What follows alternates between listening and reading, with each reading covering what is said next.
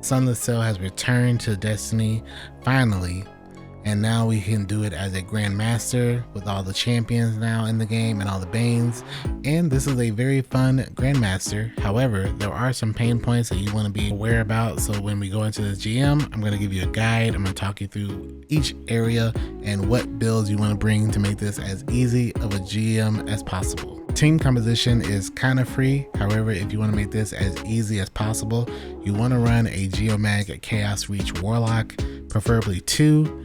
Doing this will allow you to shred all of the enemies throughout this entire strike. There's a lot of them. A lot of them are not very high value targets. A lot of them are red bars and orange bars that Chaos Reach can just absolutely demolish. Obviously with Chaos Reach, you're going to have the Ionic Traces. That's going to allow you to get another super bag really quickly.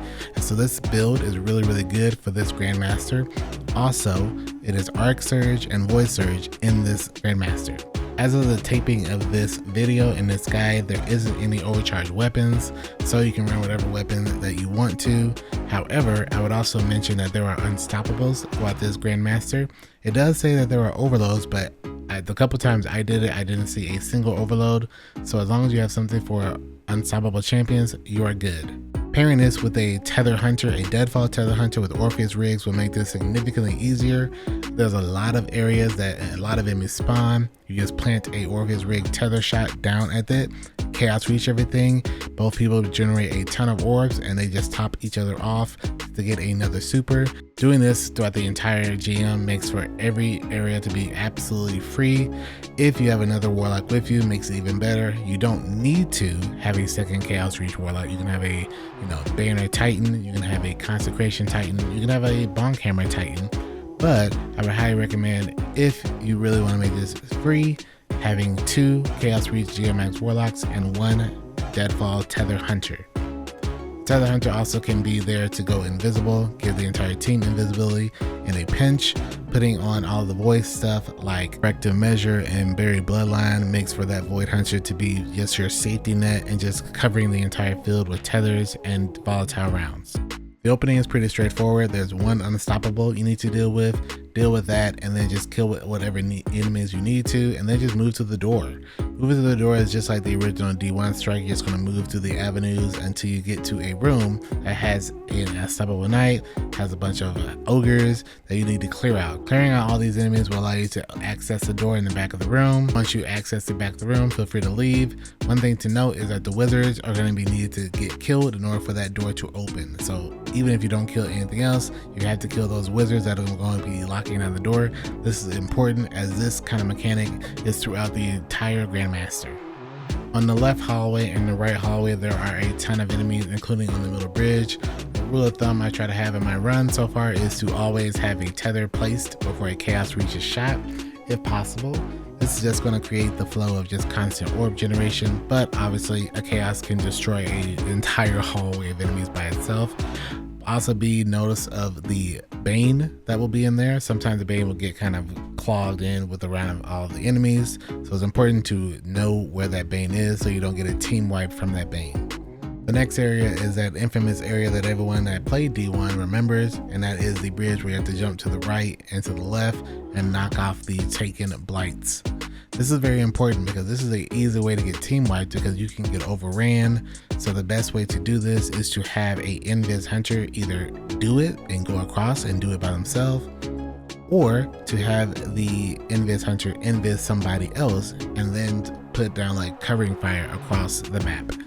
A volatile weapon like Corrective Measure is fantastic here with destabilizing and demoralize. I talk about it a lot on this channel. Putting that into work on this area is fantastic. There's a lot of enemies in the sky. There's a lot of void shielded enemies in this encounter. So having something that's going to shred shields and shred targets and spread volatile is fantastic. Every time you take out a blight, there'll be a wave of enemies that spawn back in the middle of the arena. You want to be careful about that. You just want to spawn kill them, and then you're good with that side of the room. Then you make your way to the other side of the room and do the exact same thing. Once you've done the other side, the door is going to slowly open, but you have to kill those enemies that are in front of the door. Technically you can run through, but I highly recommend just clearing out the room first before you move through the big area, which is a very tough area that's going to cause a lot of issues. This room is a room that you're probably going to wipe in the most because there are tons and tons of ads that are going to spawn in this room. There's also going to always be a Bane. Sometimes you might have the boss in this room be a Bane. It's a subjugator.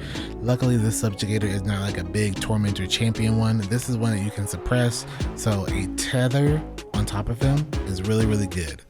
You tether him, all the enemies around him that spawn will also be tethered, and then you go to town with the chaos reaches on all the ads.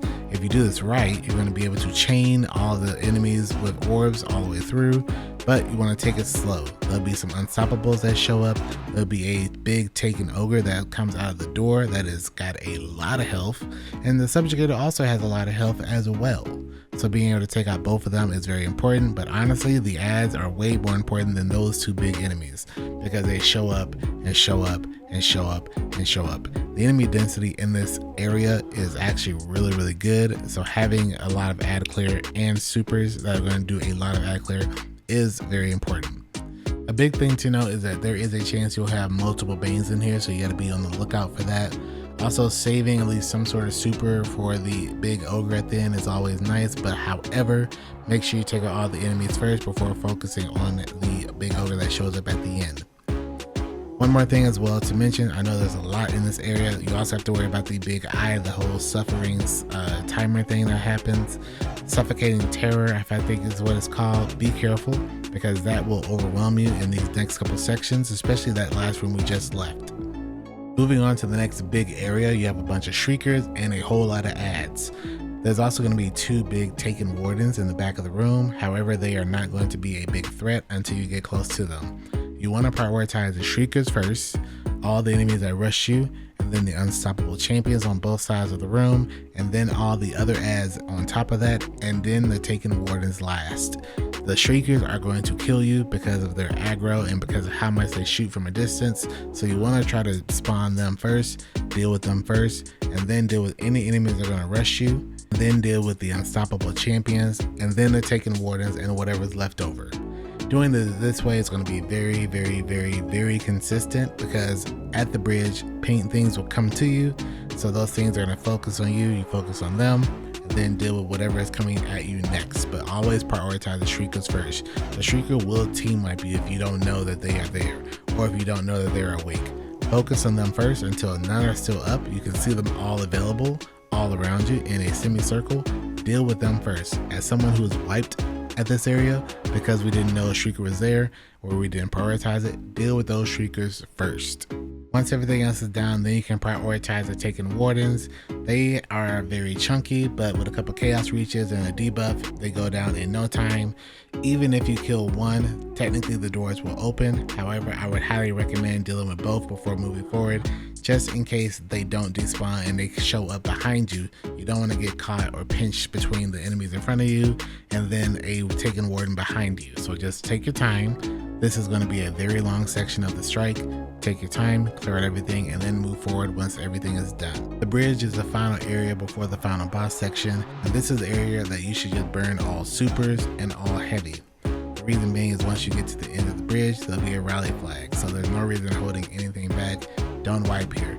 Burn that super, burn all your heavy, don't use your primary. Just burn it all until you have none. Clear all the enemies out, take your time as a team down this bridge. Don't leave anything behind, don't try to speed run this. Just take your time down the bridge, you're almost at the end. Once you get down to the end, there'll be a rally, and make your way down to the boss. Final boss room is a mixture of what we saw back in D1, where you have to do the whole hide and go seek thing with the cool the Darkblade.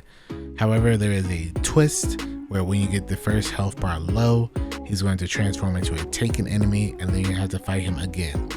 Now, he does not have a whole lot of health. A couple chaos reaches kills him in no time. The big thing is he has segmented health, where after you do a certain amount of health, he goes away. In order for him to come back and be damageable, you have to kill all the wizards around the room again. So you want to just take your time, save your supers for the second phase. Use your heavy, use whatever you got to, your specials, and just, take him down. There's not a lot of enemies that show up around this area, around this time.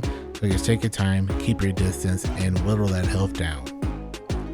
Let him go away, then kill all the wizards, and then bring him back out, and then keep damaging him. Once you get him to about 20% health, he'll spawn in the middle, he'll become immune, and a big taken orb will engulf him. When he comes back out, you have a couple options where you can either burn your supers with a tether on him and kill him instantly, or you can take your time and do a mixture of juggling between killing the boss and killing all the waves of enemies. If you kill the wave of enemies, this is a lot safer because if one person messes up their chaos reach or their super, you will have an issue where a lot of enemies show up and you don't have anything to do with them. Every 1/3 of his health will spawn a new unstoppable and a new wave of Grim and Dread. So if you super him, tether, chaos reach, and everything, you will push him so quickly that all the waves will show up. If you kill him, there is a chance that you won't get platinum. So if you care about platinum, do the second thing. If you don't care about platinum and just want to clear, pop a tether, do a couple chaos reaches, and burn his health down and just finish the encounter. If you do care about platinum, you want to do the thing where you weaken him with your weapons. Just weaken him like normal, and then stop damage when the wave shows up. There'll be an unstoppable and all of the other adds. You want to tether that enemy, and then chaos reach all those enemies that are tethered. Once they're down, then you just keep going, damage the boss some more, and then the next wave shows up. Next wave shows up, another tether, another chaos reach, take out the unstoppable, take out all the adds, and then finish him off. This is a lot safer because you could have a situation where someone maybe messes up their super, or someone somehow has no ammo, and then you have an issue where you have nothing to kill the boss with and kill all the enemies with that are going to spawn at the same time.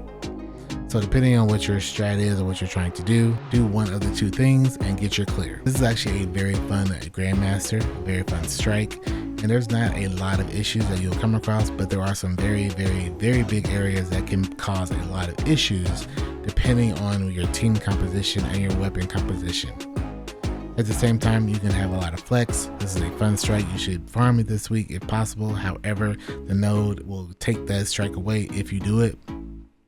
So you have to have somebody, unfortunately, that has not done this Grandmaster already. Taking these tips, taking this guide will help you get a clear in less than 20 minutes. If this helps you, please let me know in the comments. Let me know what you get from the Grandmaster as well and what you think about Sunless Cell Strike. As always, thank you so much for watching this video, and I will see you in the next one.